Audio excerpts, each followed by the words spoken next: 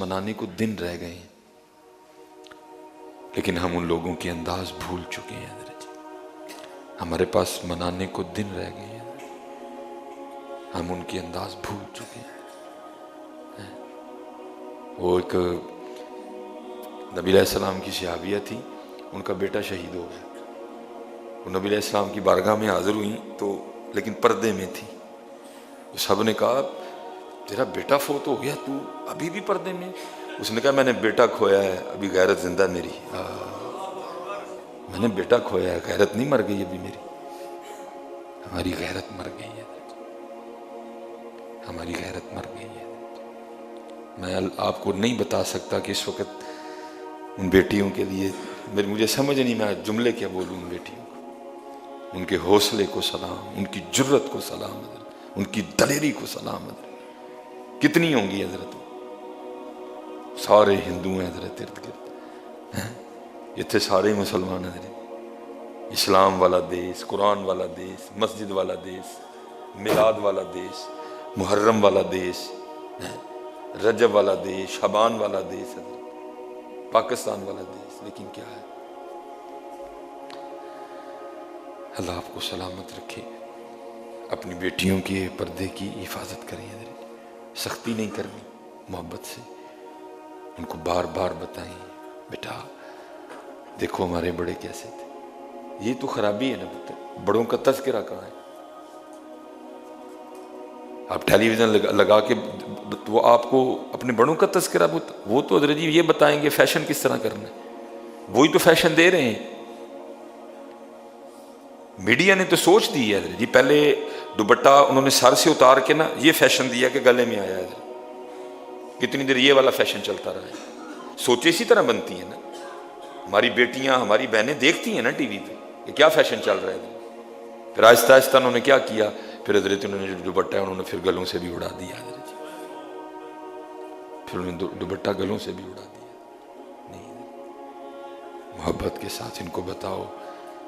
حضرت سیدنا امام حسن رضی اللہ تعالیٰ عنہ فرماتے ہیں میری اماں جان سیدہ کائنات سیدہ فاطمہ رضی اللہ تعالیٰ عنہ، آپ کا وصال ہو گیا، لیکن امام حسن فرماتے ہیں بڑا بیٹا حسن ہونے کے باوجود بھی کبھی یہ موقع ہی نہیں آیا، کبھی یہ نوبت ہی نہیں آئی کہ میں نے اپنی اماں سیدہ فاطمہ کے سر کا قبال دیکھا ہو۔ ان کو سختی نہیں کرنی، محبت کے ساتھ پیار دینا۔ اور حضرت جی اپنے گھروں میں کچھ اس طرح کا اہتمام کرو، کچھ اپنی اولاد کے لیے اس طرح کا سسٹم بناؤ کہ جتنے ٹی وی سے دور رہ سکیں رہیں، ان کو اتنا مصروف کر دو، ان کو نوبت ہی نہ ملے اس کو دیکھیں، یہ بیڑا غرق کرے گا ان کا حضرت جی۔ ادھر حضرت جی یہ اب رمضان آنے لگا نا، اللہ کو معافی مانگ کے 1000 بار حضرت جی، ہو سکتا ہے میں ان سے بھی گناہ گار ہوں، لیکن کیا ہے جنہوں نے پورے 11 ماہ رج کے کنجر خانہ کیا ہے حضرت جی، اب وہ 1 ماہ آپ کو حضرت جی رمضان میں دین سکھائیں گے حضرت جی۔ اس سے بھی زیادہ ہماری کو بدبختی ہو سکتی ہے،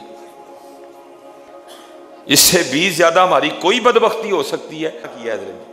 اب وہ رمضان میں ہمیں دین سکھائیں گی حضرت جی، اب وہ رمضان میں ہمیں یہ بتائیں گے رمضان کیسے گزارنا ہے حضرت جی۔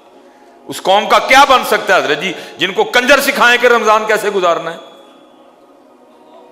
اس قوم سے بھی کوئی مری قوم ہے کہ جس قوم کو رمضان میں اب یہ لوگ بتائیں گے کہ رمضان کیسے گزارنا ہے حضرت جی۔ اس قوم سے بھی بدبخت کوئی قوم ہے؟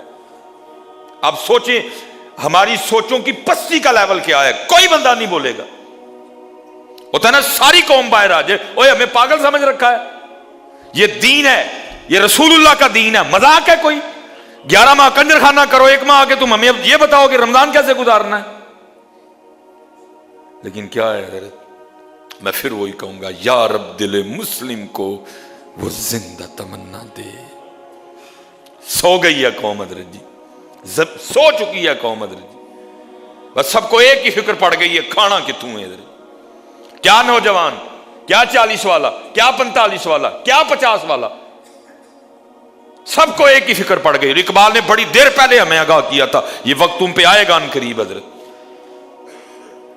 اقبال کہتے ہیں فکر عرب کو دے کر فرنگی تخیلات، یہ فاقہ کش جو موت سے ڈرتا نہیں ذرا، روح محمد ذرا اس کے بدن سے نکال دو۔ فاقہ کش، ہم انہی کے ماننے والے ہیں او بھائی جو مالک کونین ہونے کے باوجود شکم مبارک پہ پتھر باندھا کرتے تھے ادھر، لیکن آج اس قوم کو فکر یہ پڑ گئی ہے کھانا کہ تم ادھر۔ تب اقبال نے کہا تھا یہ فاقہ کش جو موت سے ڈرتا نہیں ذرا، یہ فاقہ کش جو موت سے ڈرتا نہیں ذرا، روح بدن ذرا اس کے، روح محمد ذرا اس کے بدن سے نکال دو، فکر عرب کو دے کر فرنگی تخیلہ۔